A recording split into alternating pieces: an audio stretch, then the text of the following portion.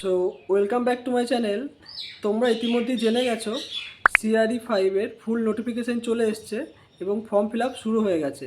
তো আজ CRE 5 related কিছু ইনফরমেশান দেওয়ার জন্য তোমাদের কাছে এলাম। তো সিআরই 5 2026 এর ফর্ম ফিল আপ শুরু হয়েছে 13 জুন থেকে এবং এটা চলবে 23 জুলাই পর্যন্ত। এবং তোমরা যারা অলরেডি গভর্নমেন্ট জবের সাথে যুক্ত আছো বা গভর্নমেন্ট কন্ট্রাকচুয়াল করছো, তাদের এনওসি সাবমিট করার লাস্ট ডেট 8 জুলাই পর্যন্ত। অ্যান্ড এক্সাম ডেট 25 থেকে 27 জুন, যেটা বলা আছে টেন্টেটিভ, কিন্তু তোমরা এটাকে ফাইনাল এক্সাম ডেট ধরে চলো। কারণ সিআরই নোটিফিকেশান বের হওয়ার এবং ফর্ম ফিল আপ শুরু হওয়ার 1-1.5 মাসের মধ্যেই এক্সাম শুরু হয়ে যায়।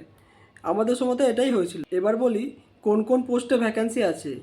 তো ল্যাব টেকনোলজিস্ট থেকে শুরু করে ফার্মাসিস্ট, নার্সিং অফিসার, ইসিজি, ওটি, রেডিওলজি সব মিলিয়ে মোট 1484 কাছাকাছি ভ্যাকেন্সি আছে এবং ল্যাবেই মোট ভ্যাকেন্সি 330 প্লাসের কাছাকাছি। অ্যান্ড সেন্ট্রাল গভর্নমেন্ট জব পাওয়ার একটা হিউজ অপরচুনিটি তোমাদের কাছে। তো এই সুযোগটাকে হাতছাড়া করো না, খুব ভালো করে প্রিপারেশন নাও এবং আজ থেকেই রিভিশন শুরু করে দাও। নিজের প্রিপারেশনকে আরও স্ট্রং করো, নিজের সবটুকু দিয়ে চেষ্টা করো, সাকসেস আসবেই। তো সিআর রিলেটেড কোনো ইনফরমেশান জানতে চাইলে অবশ্যই তোমরা কমেন্ট করতে পারো, আমি তোমাদের অবশ্যই হেল্প করার চেষ্টা করব।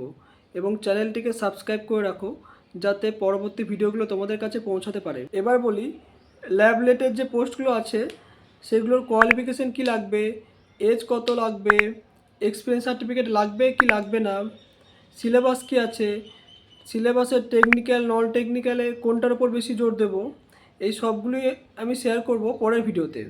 সো দেখা হচ্ছে পরের ভিডিওতে। আর ভালো করে প্রিপারেশান চালিয়ে যাও আর চ্যানেলটিকে সাবস্ক্রাইব করে দিও। টাটা।